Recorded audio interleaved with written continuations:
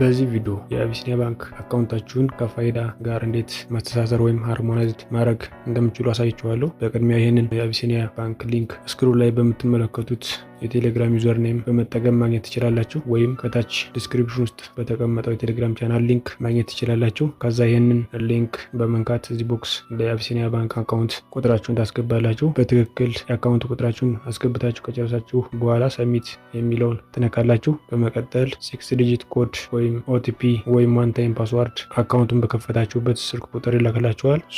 በሜሴጅ የተላከላችሁ 6 ዲጂት ኮድ ታስገባላችሁ። ከዛ ቬሪፋይ ኦቲፒ የሚለውን ትጫናላችሁ። እንደምትመለከቱት KYC ለመጨረስ አይዴንቲቲ ቬሪፋይ ማድረግ ይኖርብናል።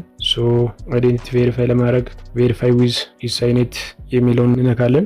የፋይዳ ቁጥራችንን እንድናስገባ ይጠይቀናል። ስለዚህ ናሽናል አይዲያችን ላይ ያለውን የራሳችንን የፋይዳ ቁጥር FAN ወይም FCN የሚለውን 16 ዲጂት ቁጥር በትክክል ስፔስ ሳንጨምር እናስገባለን። አስገብተን ከጨረስን በኋላ ሴንድ ኮድ የሚለውን እነካለን። ከዛ ናሽናል አይዲ በተመዘገኑበት ስልክ ቁጥር 6 ዲጂት ኮድ ይላክልናል። የተላከልን ኮድ እዚህ እንሞላለን። የተላከልን ኮድ ለ5 ደቂቃ ነው የሚያገለግለው።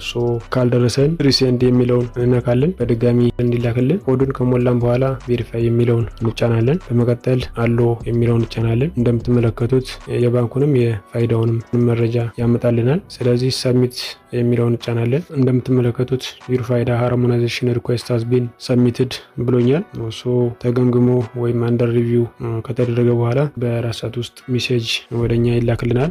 ኦኬ ብለን እንወጣለን። እንደምታዩት ዩር KYC ሃዝ ቢን አፕሩቭድ የሚል ኖቲፊኬሽን ተልኮልኛል። እናንተም የሜሴጅ እንደደረሳችሁ ተስፋ አድርጋለሁ። ስለዚህ በቀላሉ በዚህ መንገድ አካውንታችሁን ከፋይዳ ጋር ማገናኘት ትችላላችሁ ማለት ነው። ቪዲዮ ከተመቻችሁ ላይክ፣ ለቻናሉ አዲስ ከሆናችሁ ሰብስክራይብ እና የደወል ምልክቱን በመንካት የሚለቃቸው መረጃዎች በፍጥነት እንዲደርሷችሁ ማድረግ ትችላላችሁ። የአማራ ባንክ አካውንትን ሃርሞናይዝድ ማድረግ ከፈለጋችሁ ኢንድ ስክሪን ላይ ያለውን ቪዲዮ መመልከት ትችላላችሁ። መልካም ጊዜ ይሁንላችሁ። ባይ ባይ።